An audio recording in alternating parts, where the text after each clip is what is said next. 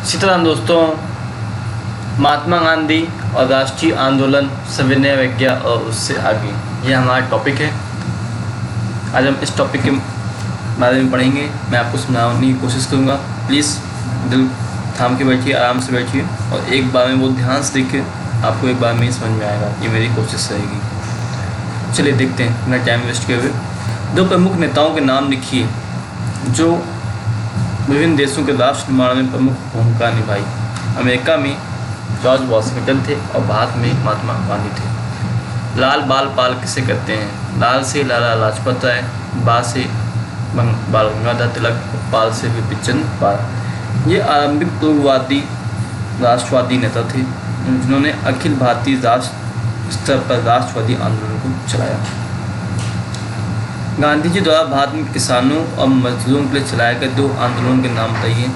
गांधी जी ने चंपारण सत्याग्रह चलाया 1917 में नील किसानों के लिए, और अहमदाबाद आंदोलन चलाया मिल मजदूरों का चलाया 1917 और 1918 में। 2 साल घूमे तो 1915 में वापस आ गए थे अफ्रीका से। बनारस हिंदू विश्वविद्यालय में गांधी जी के भाषण का महत्व क्या, भाषण देने गए थे, उन्होंने क्या बोला, क्या महत्व था। गांधी जी ने कहा कि मजदूर गरीबों को ध्यान देने के कारण भारतीय विशिष्ट वर्ग को आड़े हाथों में लिया, क्योंकि सभी लोग मजदूरों के साथ गलत व्यवहार करते थे, सही तरह से उनको उनकी तनख्वाह नहीं दिया करते, इसलिए उन्होंने उसको आड़े हाथी लिया विशिष्ट वर्ग को। और धनी और गरीबों के बीच जो विषमताएँ पैदा हो रही थी, उन्होंने उस पर चिंता व्यक्त की। रॉलेट एक्ट क्या होता है? बहुत अच्छा एक्ट बनाया गया था अंग्रेजों के द्वारा उनके लिए, और हमारे लिए बहुत ज़्यादा दुखदायी था, और वहाँ काला कानून कहते हैं इसे। स्वतंत्रता संग्राम को कमज़ोर करने के लिए ये कानून बनाया गया।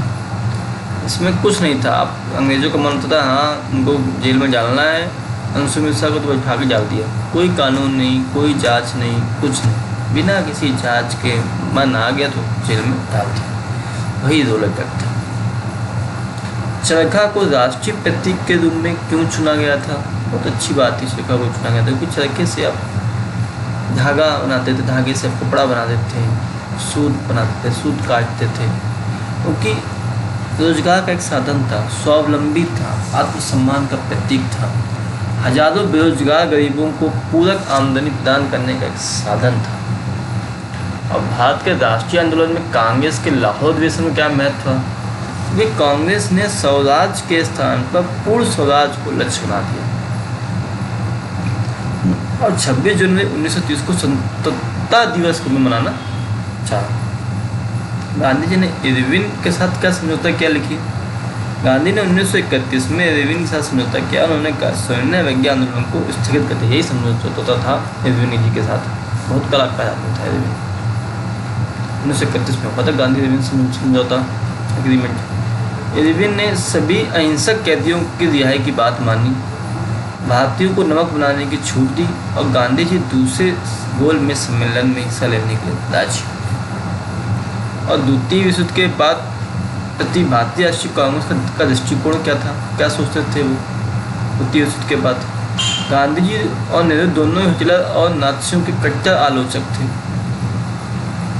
उन्होंने फैसला किया कि अगर अंग्रेज युद्ध समाप्त होने के बाद भारत को स्वतंत्रता देने पर राजी हो जाएंगे तो कांग्रेस उनके युद्ध प्रयासों में सहायता दे सकती है। मेरे अनुसार उनका निर्णय गलत था, कि अंग्रेज गद्दार थे, चालाक थे और धूर्त थे। इसके बावजूद भी वो ना भी ये सब बात करते ना, तब भी उनको हमें आज़ाद करना पड़ता। उनके पास पॉलिटिकल डिप्लोमेटिक सभी प्रकार का प्रेशर था सभी देशों से, और वो हार चुके थे दोनों युद्ध। किन कारणों से असहयोग आंदोलन को चलाया गया? यह आंदोलन क्यों स्थगित करना पड़ा? असहयोग आंदोलन को इसलिए चलाया गया कि रॉलेट एक्ट कानून आया विरोध में उसके। जलियांवाला बाग हत्याकांड हुआ, अन्याय का प्रतिकार हुआ, उसका खिलाफ आंदोलन को समर्थन देने के लिए हुआ, स्वराज प्राप्ति के लिए हुआ। अब क्यों बंद करना पड़ा? चोरी चौरा में जो हिंसा हुई, देखते गांधी जी ने असहयोग आंदोलन को स्थगित कर दिया क्योंकि वह हिंसा में बुझाए थे। दांडी मार्च के महत्व बताइए। ब्रिटिश भारत के सर्वाधिक घृणित कानूनों में से एक था नमक के उत्पादन का और विक्रय पर राज्य को एकाधिकार दे दिया गया। यही उसका उल्लंघन था। पहली बार इस आंदोलन में स्त्रियों ने बढ़ चढ़ कर हिस्सा लिया, और देश के विशाल भाग में सरकारी कानूनों का क्या हुआ? उल्लंघन किया गया और अंग्रेज़ों को एहसास हो गया कि उनका राज अब बहुत दिनों तक नहीं टिक पाएगा। पृथक निर्वाचिका की समस्या क्या थी? इस मुद्दे पर कांग्रेस और दलित वर्गों के बीच क्या मतभेद थे? समस्या का समाधान था ये। पृथक निर्वाचिका की मांग दलित वर्ग द्वारा उठाई गई थी, जिसमें वे अपने लिए चुनाव क्षेत्रों का आरक्षण चाहते थे। और 1931 के दूसरे गोलमेज सम्मेलन में दलित नेता थे डॉक्टर भीमराव अम्बेडकर ने कांग्रेस दलितों का प्रतिनिधित्व नहीं करती, ये बात कहती। और उनके अनुसार पृथक निर्वाचन के द्वारा दलितों की आर्थिक सामाजिक स्थिति को सुधारा जा सकता है। उन्होंने ये भी कहा।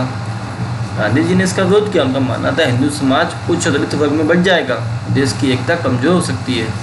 तब पूना समझौते के द्वारा कांग्रेस के भीतर ही दलितों को पृथक निर्वाचन क्षेत्र दिए गए और पृथक निर्वाचन की समस्या हल हो गई। गांधी जी ने किस प्रकार राष्ट्रीय आंदोलन को जन आंदोलन में बदल दिया? उनकी जो सरल और सात्विक जीवन शैली थी, उन्होंने लोगों के साथ हिंदी भाषा का प्रयोग किया, चमत्कारी अफवाहें फैली, सत्य अहिंसा का सहारा हुआ, स्वदेशी हुआ, बहिष्कार हुआ विदेशी चीज़ों का, चरखा खादी को लोकप्रिय बनाया, स्त्रियों दलितों और गरीबों का उद्धार किया, हिंदू मुस्लिम एकता पर बल दिया, छुआछूत को खत्म किया, समाज के प्रत्येक वर्ग को बराबरी के नजरिए से देखा गया और सभी को राष्ट्रीय आंदोलन में शामिल किया गया।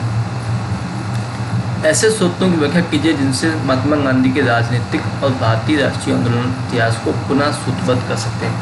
आत्मकथाएं जीवनी थी, समकालीन समाचार पत्र थे, सार्वजनिक स्वर थे, निजी लेखन थे, पुलिसकर्मियों तथा अन्य अधिकारियों द्वारा लिखे गए पत्र और रिपोर्ट थे।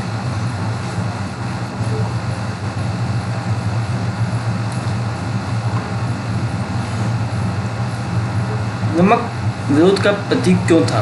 प्रत्येक घर में नमक का प्रयोग अनिवार्य था, लेकिन इसके बावजूद भारतीयों को घरेलू उपयोग के नमक बनाने से रोका गया और उन्हें दुकानों से ऊंचे दामों पर खरीदने के लिए बात किया गया। इस नमक प्रतीक का विरोध था। औपनिवेशिक सरकार के द्वारा नमक को क्यों नष्ट किया जाता था? अन्यायपूर्ण तरीके से नमक कानून को तैयार किया गया था, बिना का जो कभी कभी नमक के मूल्य को 14 गुना होता था। अदा किए गए नमक के प्रयोग को रोकने के सरकार उस नमक को जिससे वह लाभ पर नहीं बेच पाती थी नष्ट कर देती।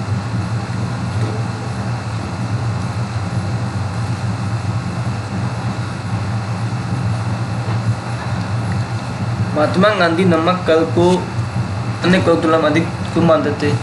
क्योंकि कभी कभी क्या होता है, नमक के मूल्य का 14 गुना कर लिया जाता थे और सरकार उसको अधिक लाभ पर बेचती थी, लोग नहीं खरीद पाते थे, लाभ नहीं मिलता था, इसलिए।